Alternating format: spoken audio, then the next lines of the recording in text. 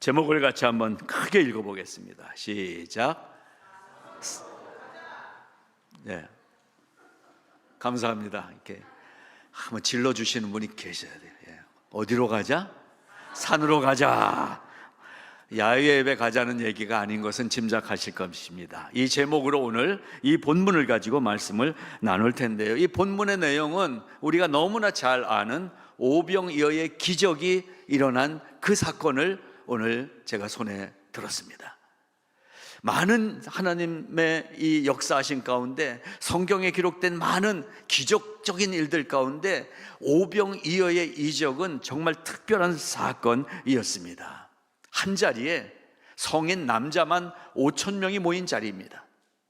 대충 계산하면 부인과 그리고 아이 한 집에 둘만 계산해도 한 2만 명 정도가 모여있는 엄청난 숫자가 모여있는 그 장소에서 일어난 오병이어의 놀라운 이 이적의 사건을 우리가 기억하면서 오늘 그 속에서 도대체 무슨 말씀을 하나님이 주시는가 찾아보고자 하는 것입니다. 이 자리는 말씀드린 대로 기적이 일어났던 장소입니다. 성경의 기적은 매직이 아닙니다. 성경의 기적은 표적이라고 얘기합니다. 이적이라고 얘기합니다. 사인이라고 얘기합니다. 무엇입니까? 뭔가 특별한 그 일이 그 자체가 놀라운 것이 아니라 그 놀라운 기적의 일을 통해서 하나님의 사인이 주어지고 있다는 사실인 것입니다. 이늘 이 오병이어의 이적 속에서 오늘 우리가 찾아가고자 하는 이야기 속으로 함께 들어가 보도록 하겠습니다. 일단 거기 모였던 사람들을 생각해 보십시오. 함께 모여 앉아 있는데 점심시간이 됐고 너무 배가 고프고, 근데 먹을 건 아무것도 없고 찾아보니까 어떤 아이의 초라한 도시락 하나가 발견됐어요. 그래서 그게 드려졌어요. 오병이어, 떡 5개, 물고기 2마리, 이거 가지고 2만 명이 먹어요? 이 이야기가 오늘 거짓말 같은 이야기가 성경에 기록돼서 우리에게 주는 메시지를 담긴 하나님의 말씀이 되어서 찾아오고 있다는 사실을 염두에 두시기 바랍니다. 여러분, 오늘 이 베세다 광야에 둘러앉은 이 2만 명의 사람들은 하나님의 기적을 얘기 들은 사람이 아니었어요. 하나님의 그런 기적이 일어났더라, 저 예수라는 저분이 저쪽에 있을 때에 그 동네에서 병자를 고쳤더라, 들은 얘기가 아니라 이 2만여 명의 사람들이 모두 다 이 놀라운 기적을 자기가 체험한 사람들이 된 거예요. 떡을 나눠주는데 내가 받아 먹었어요. 저쪽에 들고 서 있는 분은 분명히 떡 5개, 물고기 2마리 들고 있는데 제자들을 통해서 나눠서 갖고 온 광주리에서는 줘도 계속 나오는 놀라운 현장을 지금 눈 부릅뜨고 보고 있는 거예요. 그 중에서 하나 꺼내서 나에게도 떡을 주셨어요. 나에게도 물고기를 주는 거예요. 땡큐, 베리 마치. 그래서 먹었어요. 누가 먹었어요? 거기 있던 모든 사람이 떡을 받아서 먹었고, 물고기 하나씩 생선 조림인지 생선 튀김인지 받아서 먹었단 말이에요. 누구 배가 불렀어요? 옆 사람이 밥 먹으면 누구 배가 불러요? 옆 사람이 부른 거예요. 내가 먹으면 누구 배가 불러요? 이거 여러분 잘 모르는 것 같아서 지금 알려드리는 거예요. 내가 밥 먹으면 누구 배가 불러요?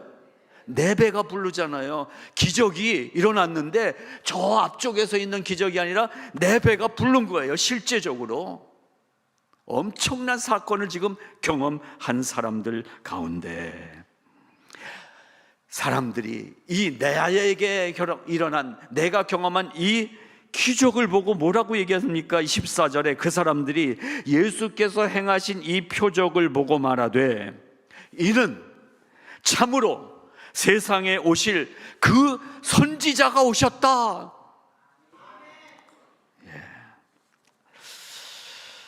그래서 오늘 나누고자 하는 얘기는 이 오병이어의 기적에 초점을 맞춘 얘기가 아니라 이 이적의 현장에서 취하신 예수님의 이제 행동, 예수님의 말씀에 우리가 초점을 맞추고 이 말씀을 들어가 보고자 하는 것입니다. 15절, 도대체 이 기적을 행하신 예수님이 어떤 모습을 마지막에 보여주고 떠나셨는가? 15절 말씀, 예수께서 이 수많은 사람들이 몰려와서 억지로 붙들어 가지고 임금으로 삼으려는 줄 아시고 다시 혼자 산으로 떠나가시니라. 오늘 말씀의 초점은 바로 이 15절 맨 마지막 이 말씀입니다. 다시 혼자 산으로 떠나가시니라. 그래서 이 말씀을 기억하면서 세 가지를 말씀 나누고자 합니다. 첫째, 자, 우리가 어떤 믿음으로 살아야 하는가 하는 이야기입니다. 어떤 믿음으로 살아야 할 것인가. 여러분은 저와 신앙생활 함께 하시면서 제가 섬기는 이 교회, 여러분이 섬기는 이 교회가 어떠한 목회의 흐름을 가지고 가고 있는가 하는 것을 짐작하시고 계실 것입니다. 아, 우리 교회는 이런 교회구나 라고 생각하는 그 생각대로 우리 교회가 지금 지나가고 있는 것을 깨닫고 계실 것입니다. 저는 목사로서 우리 교회가 이런 교회가 되기를 원하는 마음으로 인도해 가고 있습니다. 이런 모양이라는 그 모양을 제가 마음에 정하고 이런 교회로 이런 성도로 인도해야 되겠다라고 한 배경에는 저의 오래전 책을 하나 쓰면서 92년도 그때 방송을 하면서 방송 칼럼집을 하나 냈습니다. 제목이 이런 식으로 사람 감격시킬 수 있으세요. 이런 제목으로 제가 칼럼집을 쓴 바로 그 내용이 저의 목회의 스타일이고 방향이고 우리 교회의 방향인 것입니다. 거기에 서문에 이런 고백을 제가 썼어요. 매일 만나는 스튜디오 마이크 큐시트, 그때가 방송 한 10년 정도 했을 때입니다. 방송 10년. 메아리가 있는 사람으로 살고 싶었습니다. 남모르게 슬그머니 일해놓고 나중에 이런 인사를 받는 삶이기를 원했습니다. 이런 식으로 사람 감격시킬 수 있으세요. 이 책의 원고를 정리하면서 저의 사랑이 얼마나 초라한 것인지 다시 깨달았습니다. 그리고 어떻게 사는 것이 아름다운지 다시 생각했습니다. 이런 서문을 썼어요. 무엇입니까? 성도의 삶이 무엇인가? 오늘 예수님이 그 놀라운 기적을 일으키시고 산으로 가시는 모습 속에서 제가 생각하고 있는 이 목회의 방향이 틀리지 않았다는 것을 저는 찾아낼 수가 있었습니다. 그래서 제가 가장 담고 싶은 예수님의 많은 모습 중에 가장 담고 싶은 모습이 오늘 요한복음 6장 15절 이 말씀입니다. 다시 산으로 걸어가시는 그 모습. 여러분, 이날도 이렇게 수많은 사람이 모인 것을 봤을 때 예수님의 설교가 얼마나 먹혀 들어가고 있는지 짐작할 수 있잖아요. 사람들이 뭐가 들을 게 있으니까 들어오러 오잖아요. 예수님이 아마 그랬을 거예요. 이날 설교도 뭔가 감동이 있었을 거예요. 많은 사람들이 따라왔어요. 따라왔는데 그날은 특별히 아까 말씀 나눈 대로 기적도 체험했어요. 아니, 이런 일이 진짜 일어나? 말씀만 잘 전하는 줄 알았더니 신유의 은사도 있으시고 능력도 있으시네. 교회 잘 정했어. 나는 오늘부터 이 베스다 교회 다닐 거야. 아마 이러고들 앉아 있었을 거 아니겠어요? 그렇지 않아요? 교회 갔는데 먹을 것도 주지, 말씀도 들을 만하지. 그러면 모이게 되는 거 아니? 자, 그런 상황이에요. 어느 정도 이 사람들이 만족했냐면요, 배부르게 먹었다라고 성경에 표현하고 있잖아요. 그들이 배부른 후에 예수께서 제자들에게 이르시되, 여러분, 그래서 배부른 거 좀 중요한 것 같아요. 그래서 예배 시간을 1시쯤으로 해야 되나, 점심 먹고 예배를 드려야 되나 하는 생각도 했어요. 그래서 안산 동산교회, 큰 교회죠. 그 개척하신, 그래서 은퇴하신 김인중 목사님이라는 분이 집회하실 때마다 꼭 하는 얘기가 있어요. 코 밑이 열려야 말씀도 듣는데, 코 밑엔 뭐가 있죠? 입이 열려서 먹을 걸 집어넣어주고 먹이고 나서 말씀 전하라고 그렇게 얘기하시더라고요. 여러분, 오늘 이 사람들 보세요. 먹었잖아요. 내 배가 불렀잖아요. 어느 정도 배가 그냥 맛있다 할 정도, 그냥 배가 부를 정도로. 원어를 찾아보니까요, 에네플레스테산이라는 단어 썼어요. 이거는 이 돼지나 소나 개나 가축, 집에서 기르는 동물들에게 먹을 걸 마음대로 20다만큼씩 쌓아주다라는 의미를 가진 단어더라고요. 그러니까 마음껏 먹어라라는 거예요. 마음껏 먹어라. 그 이 광주리에서 나눠주는 이 모습을 제가 그래서 상상해 봤어요. 제자들이 어차피 여기에는 뭐 몇 개 없었을 거예요. 2개 담으나 3개 담으나 계속 나오니까. 예수님이 그렇게 나눠줬어요. 이거 들고 나눠주는데 이 사람이 저는 이 집사보다 저는 2배 먹어야 돼요. 그래? 2개 주다가 이 사람은 4개 줬을 거예요. 어느 정도로? 한 사람 한 사람이 배가 부를 정도로. 그렇게 배부를 정도로 먹은 이 모여든 한 2만여 명이 되는 사람들, 이 사람들이 그렇게 만족해졌으니까 어떤 마음들이 됐겠습니까? 와, 이분이 맞다. 이분이 맞아. 이분이 선지자일지도 몰라. 이분이 우리를 구원해낼 거야. 우리 유대를, 이스라엘을 구원해낼 거야. 그래서 여기 성경에 기록한 대로 억지로라도 붙들어서 이분을 왕으로 세워야 돼. 그래야 우리가 풍요한 생활을 할 수가 있어. 억지로라도 붙들어서 임금으로 삼으려고 했던 이 모여든 군중들의 심리, 이날 예수님이 조금만 더 생각하셨으면 이쪽을 선택하셨을지도 모르겠어요. 뭔가 돼가잖아요. 이제 사람들 몰려들고 나를 왕으로 옹립하고, 목사의 자리가 이 예수님의 이 자리에서 늘 살펴봐야 되는 것 같아요. 제가 말씀드렸잖아요. 모르겠어요. 뭐 들은 얘기니까 목사 하려면 한국 가서 하라고. 한국엔 아직도 목사님을 그냥 뭐 왕처럼 모신다는 거예요. 연수 목사님하고 저하고 한국으로. 여러분, 그래서 한국에서 신앙생활 정말 열심히 하던 어느 분이 오셨는데 처음에 와서 이렇게 대화 나누고 하는데 그분이 그런 얘기를 하더라고요. 한국에 있을 때 목사님을 정말 잘 대접했다는 거예요. 그래서 복도 많이 받았다는 거예요. 그러면서 자기 교회 얘기를 하는데요, 목사님 양복을 절기마다 해드리는데 경쟁이 붙는데요. 이번에는 누구누구 우리끼리 딱 해서 목사님 양복을 해드리면 거기 못 낀 사람은 또 삐지고 막 이런 일들이 일어나는데, 그 목사님 양복을 이렇게 열어보면요, 여기에 쭉 이름이 써있대요. 정태순, 기은아, 송영란, 이의자. 이거 4명이 한 거예요. 그러니까 그 뒤에 양유진, 오병순 다 삐지는 거예요. 이제.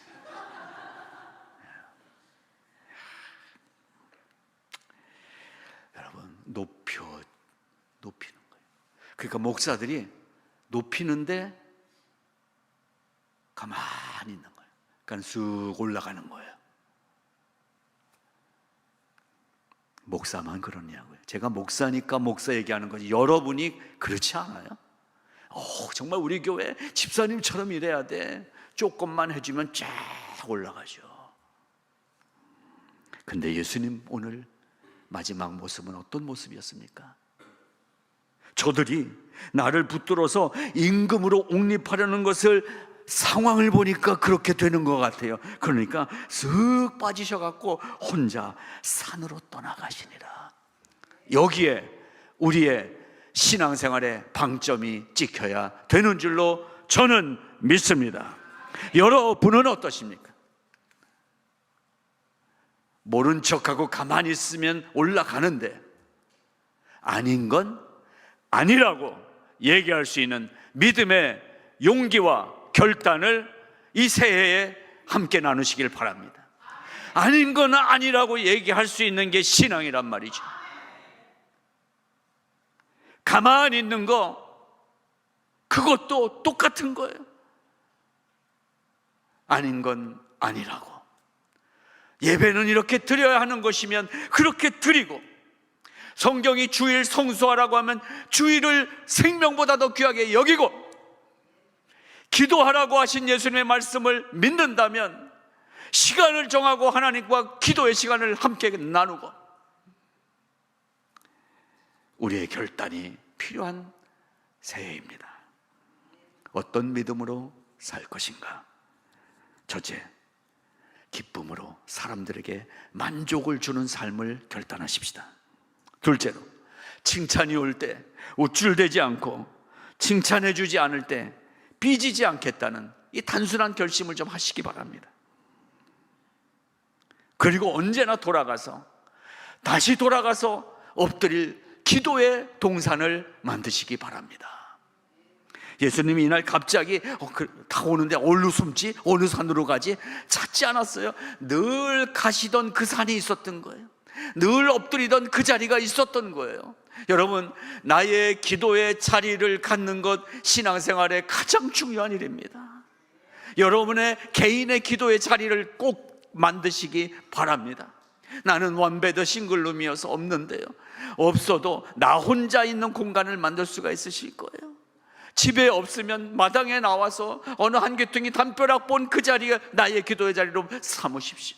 여러분, 옷장에는 옷만 가득히 채워놓으면 그 옷장은 나의 삶의 번듯한 외형적인 치장은 될지 모르지만 내 내면에 썩어져가고 넘어져가는 나의 심령을 채울 수 있는 옷장은 아닌 것입니다.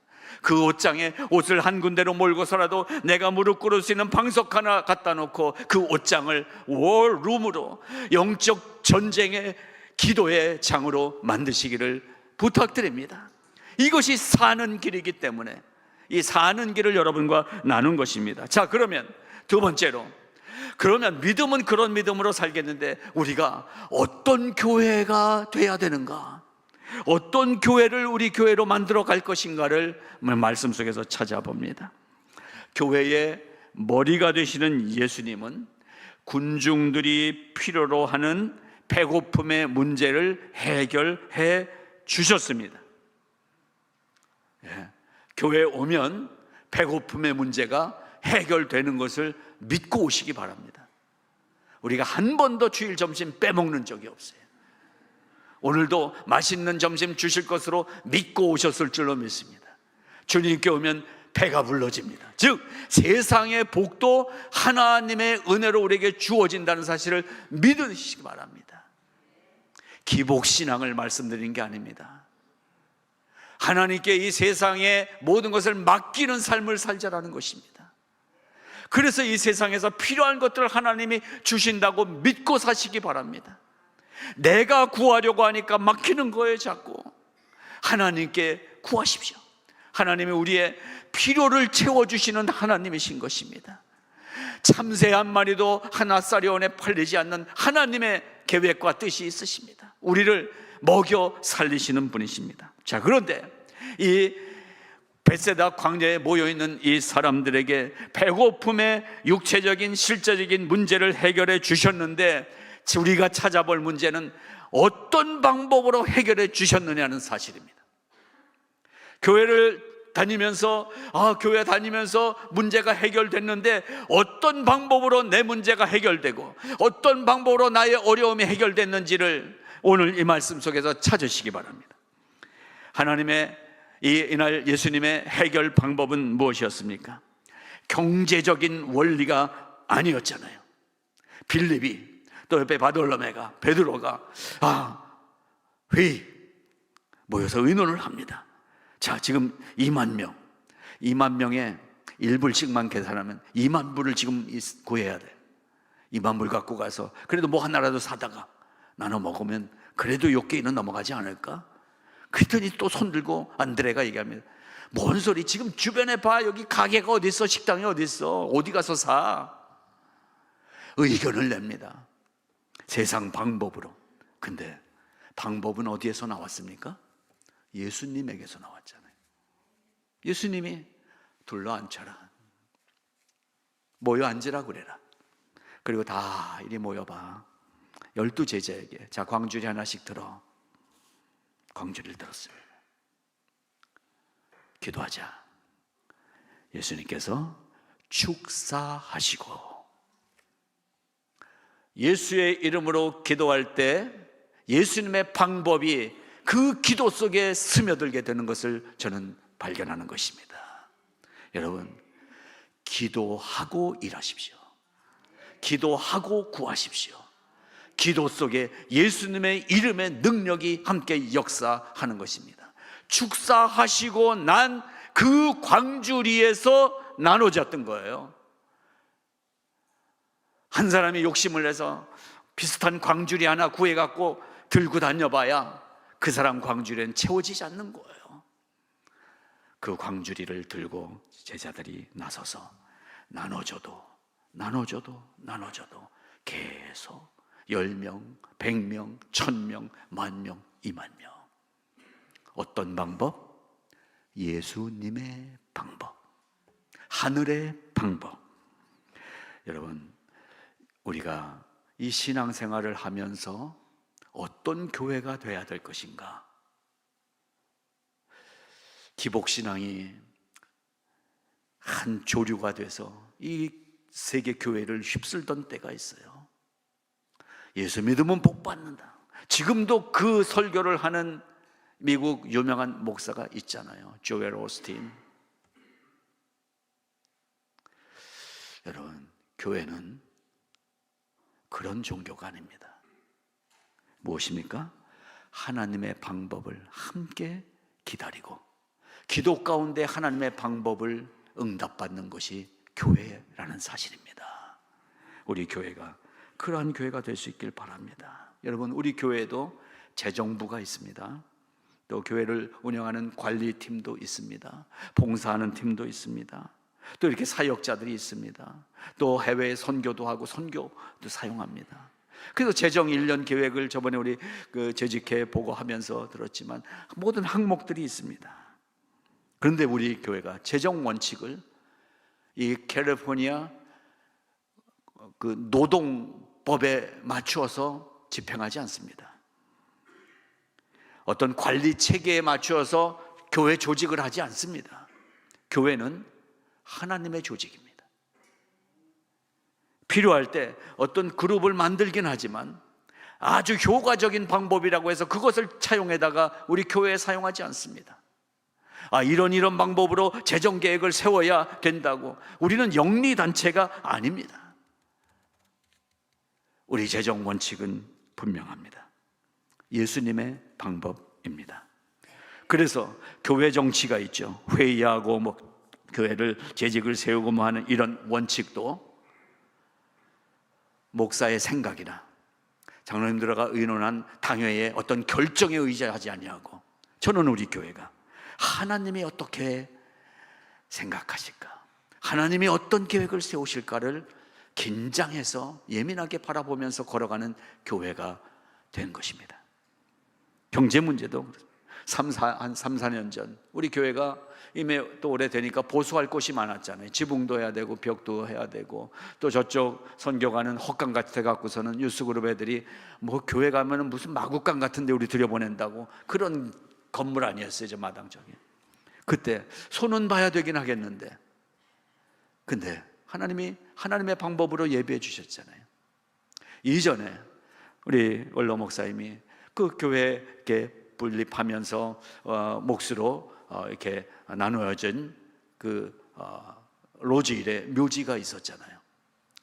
절반 나누니까 27, 8개가 이제 우리 몫으로 배당이 됐어요. 그래서 그거를 우리 교회에서 이제 갖고 있었어요. 근데 이때 하나님이 제게 마음을 주시더라고요. 살아있는 교회는 살아있는 교인들 책임져라 그러시더라고요.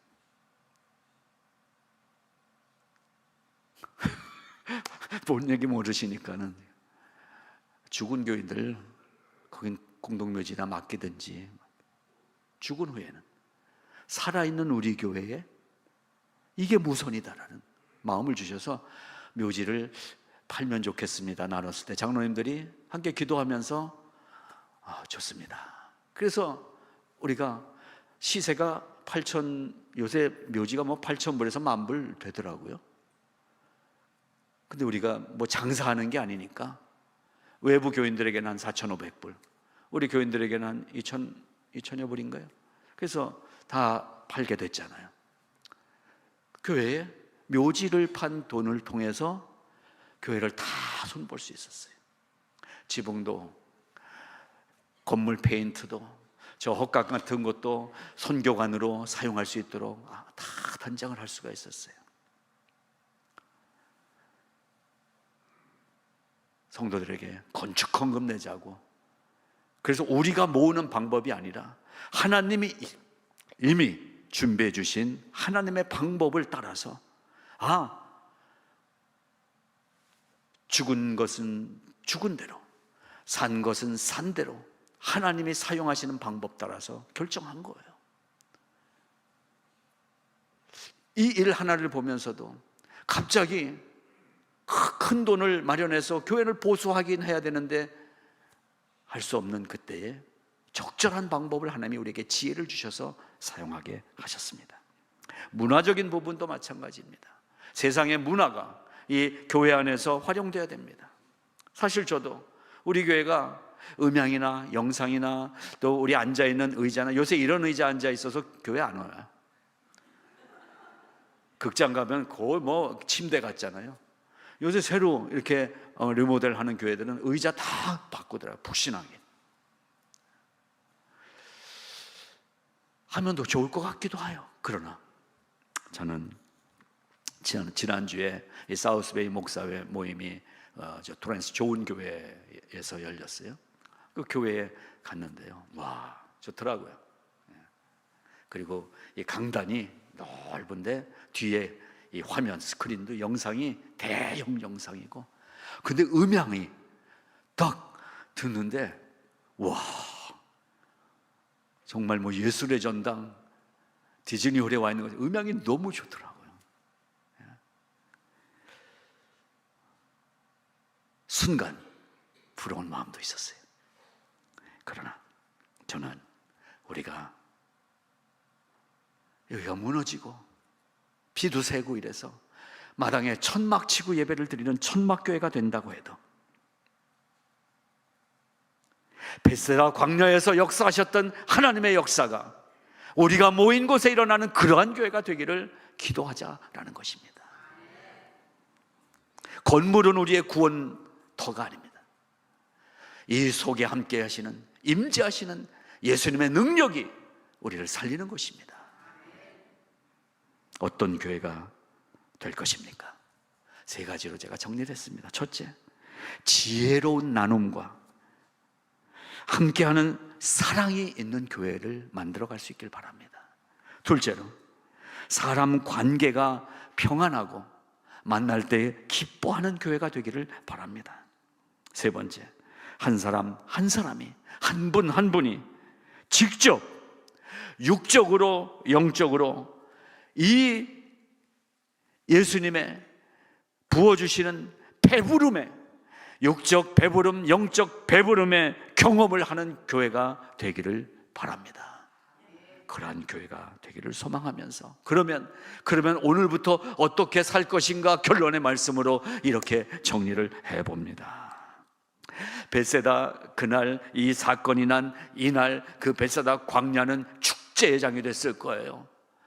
LA 한인 축제 하면은 놀만디 그 올림픽길에 사람들 모여들듯이 이 광야에 모인 사람들이 조금 아까까지 배가 고프고 꼬르륵 소리 나고 아이 집에 갈까, 지금까지 앉아 있었는데, 이 장소에 순간 축제 현장으로 바뀌었어요. 배부르게 먹기 시작한 거예요. 신났어요. 여러분, 허기진 배에 먹을 게 들어가면 만족하는 사람들이 있어요. 누구라고 얘기는 못하죠. 우리가 그런 남편하고 사는 부인이 제일 그 마음이 편안하다고 그러더라고요. 그냥 먹을 것만 넣어주면 집안이 평안하다. 그런 인생들도 있어요. 이날 광야에 둘러앉은 사람 중에 이런 사람이 있었을까요? 와 배불러네 오늘. 야 좋다. 그리고 또 한잠 자려고 누운 그런 사람도 있을 거예요. 여기에 첫 번째 종류. 두 번째, 예수님의 말씀을 들었는데 이 말씀에 귀를 기울이고 이 말씀 때문에 지금 막 감격하고 감동하고 그랬던 좀 지식 있는 사람들이 그 자리에 또 있었을 거예요. 그런 부류도 있었어요. 그런 사람들은 야 저분이 하는 말씀을 들으니까 저분이 진짜 선지자인 것 같아 라고 판단할 수 있는 자기 나름의 판단력을 가진 사람들도 있었어요. 우리 교회도 이런 두 종류의 사람이 있는 것 같아요. 그런데 성경은 세 번째 부류의 사람이 있다고 얘기합니다. 성경에 기록되지 않은 사람들의 부류가 있는 거예요. 그 2만 명 중에 어떤 사람들입니까? 도시락을 나눠줍니다. 나눠주고 있는데 이 아까 들었던 말씀의 감동 때문에 엎드려 기도하는 거예요.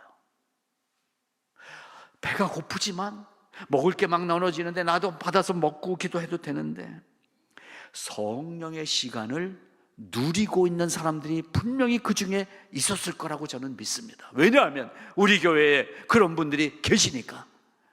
2000년 전에도 그런 분들이 계셨을 거예요. 우리는 올 한 해를 어떻게 살아갈까요?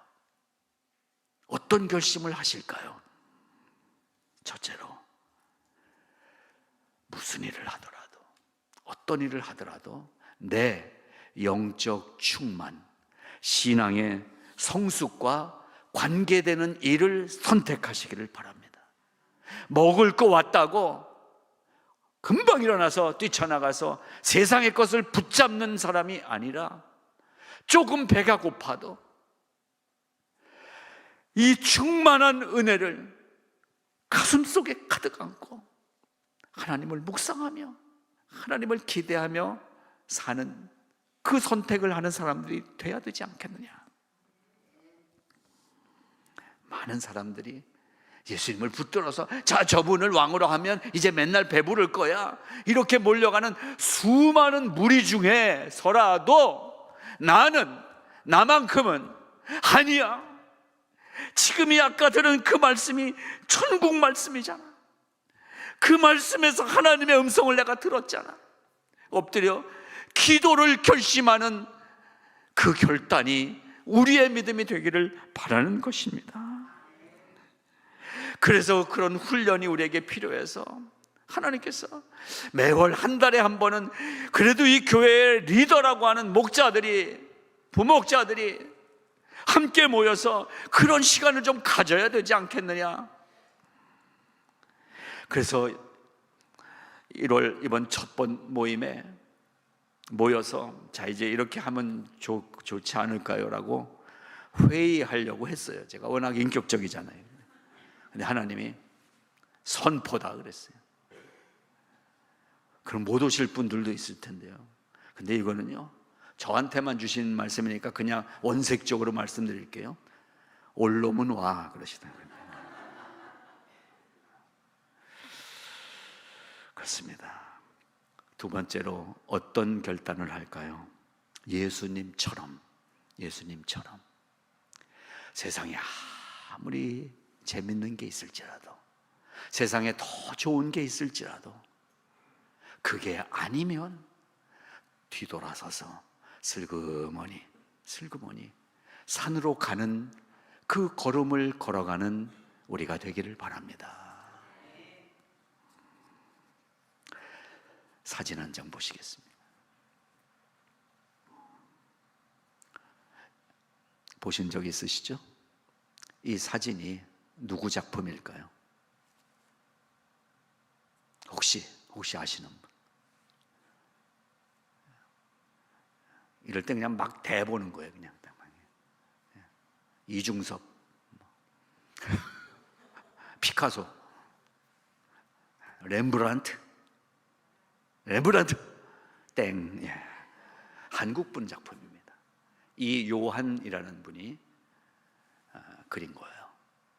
근데 그분이 자기가 처음에 그린 게 아니라 누가 스케치해 놓은 것을 받게 돼서 거기에 색칠을 하고 그림을 그렸다고 얘기를 하더라고요. 그러면 처음에 저 모습을 스케치한 사람이 누구냐? 70년대 피카디리 극장 기억하시는 분? 옛날엔 극장에 그려서 그림을 써놨죠. 신성일 어맹란이 이렇게 딱 붙어있는 뭐 이런 그림 그리는 간판쟁이들. 피카디리 극장 간판 그리는 사람이 저걸 그렸대요. 근데 그걸 이 사람이 밖에, 이 요한이라는 사람이. 근데 이 요한이라는 사람도 녹록지 않은 삶을 살고 있었는데 나중에 어디에 취직을 했냐면 올해 우리 교회 달력 오더한 회사가 진흥문화사입니다. 진흥달력이, 진흥사는 아주 달력 제일 많이 하는 회사 중에 하나. 진흥달력 회사에 그 그림 그리는 사람으로 취직을 한 거예요. 나이가 저보다 한 살 많더라고요. 그 사람이 저걸 그렸는데요. 왜 제가 소개를 합니까? 이분이 이렇게 고백을 했어요. 나는 모작 화가입니다. 정통 서울대 미대 나오고 홍대 미대 나오고 유학 갔다 오고 한 이런 사람들이, 저 같은 사람은 그 자기네 모임에 껴주지도 않아요. 근데 저는 이 그림을 그리면서 예수님을 만났습니다. 이 그림이 저의 기도의 동산입니다. 이렇게 얘기를 했다는 것입니다. 여러분, 누군가에게도 이 터치되는 순간을 하나님이 주십니다. 저는 오늘 결론의 말씀으로 예수님처럼 나의 달려갈 기도의 동산을 만들자라는 것입니다. 교회가 열려 있습니다. 제가 그래서 몇 년 전에 열쇠로 따는 우리 문을 다 번호로 바꿨습니다. 기도하러 오겠습니다라고 하는 분들에게는 번호 다 드리고,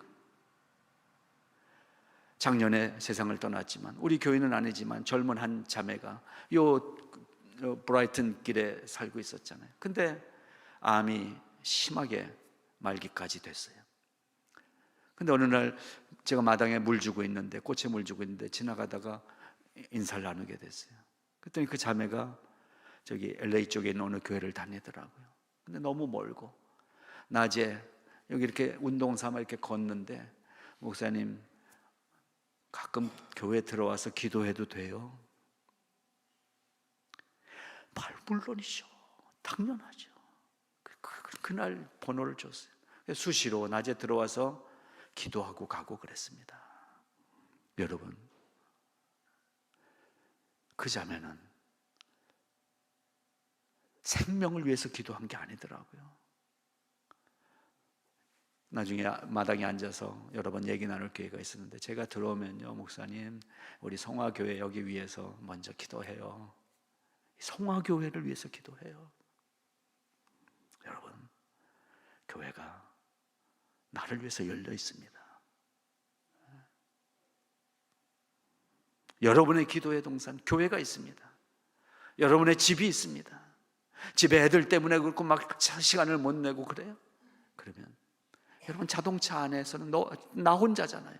어디든 기도의 장소, 기도의 시간을 꼭 마련하시기를 바랍니다. 기도 없이는 2024년 여러분에게 저주의 날들이 될지 몰라요. 기도 없이는 매일매일 절망의 날이 될지 몰라요. 기도 없이 살아보세요. 잘 나가는 것 같은 여러분의 삶이 폭망이 될 수도 있어요.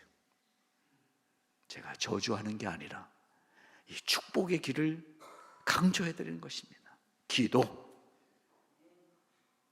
기도만이 살 길이다. 기도하겠습니다. 하나님 아버지, 예수님이 세상의 요구를 뒤로 하고 당신이 늘 즐겨가시던 그 산으로 걸음을 옮기셨습니다. 이 새해를 시작하는 우리에게 이 결단을 주시옵소서. 예수를 믿으면서도 기도하지 않고 살아가는 나의 모습, 기도한다고 하면서도 실제로 하나님과 만나는 기도에 몸을 가지 못하고 지금 내 만족에 머물고 있는 나의 연약함, 주님, 올해는 기도의 동산에 오르는 발걸음이 되게 하여 주시옵소서. 기도로 충만한 삶이 되게 하여 주시옵소서. 기도의 맛을 보게 하여 주시옵시고 기도의 능력을 경험하고 기도의 권세를 가진 자로 서게 하여 주시옵소서. 예수님의 이름으로 기도드리옵나이다. 아멘. 아멘.